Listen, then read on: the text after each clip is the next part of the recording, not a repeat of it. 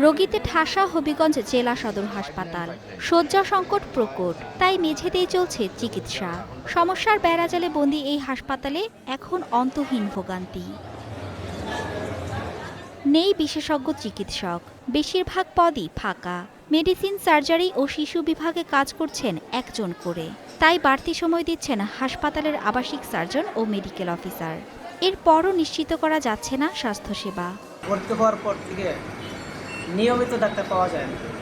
আর পাশাপাশি যে নার্সরা আছে ওনাদের কাছে গেলে অনেক সময় গেলে ওনারা সঠিকভাবে আমাদেরকে সেবা দেন।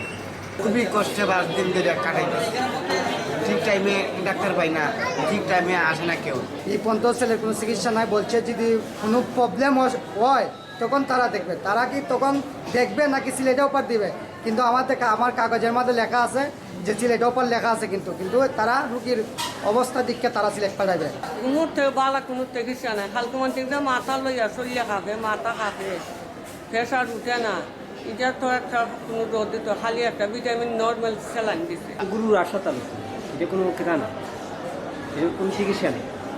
অত দেখছো প্রেশারই না কেন চিকিৎসা নেই। এটা আবাসিক মেডিকেল অফিসার জানান, চিকিৎসা সেবা দিতে গিয়ে ব্যাহত হচ্ছে প্রশাসনিক কার্যক্রম।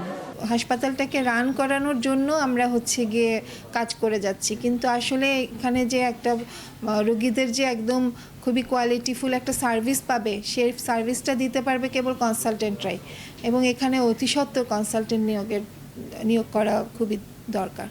চিকিৎসকদের দাবি, প্রয়োজনের 1/3 লোকবল দিয়ে কোনো রকমে চলছে কার্যক্রম।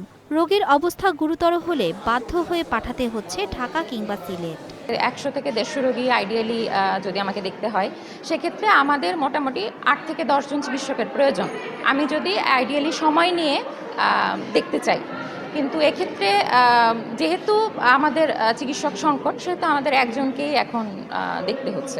কনসালটেন্ট আউটডোরে প্রায় 50 জনের মতো রোগী দেখা লাগে মিনিমাম। আর সেক্ষেত্রে কাজের লোডটা আসলে একটু বেশি। প্রপার ট্রিটমেন্ট দেওয়া সম্ভব, যেটা আমাদের জায়গা থেকে আমরা সর্বোচ্চ চেষ্টাটা করি।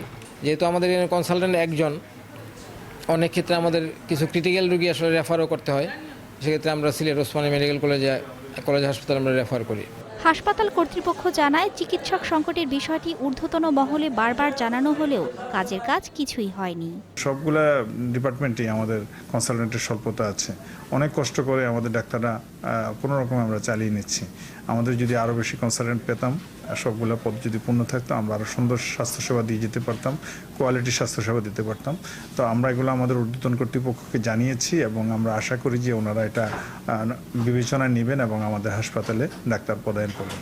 25 লাখ মানুষের স্বাস্থ্যসেবার ভরসাস্থল এই হাসপাতালে 57 চিকিৎসকের বিপরীতে আছেন মাত্র 22 জন।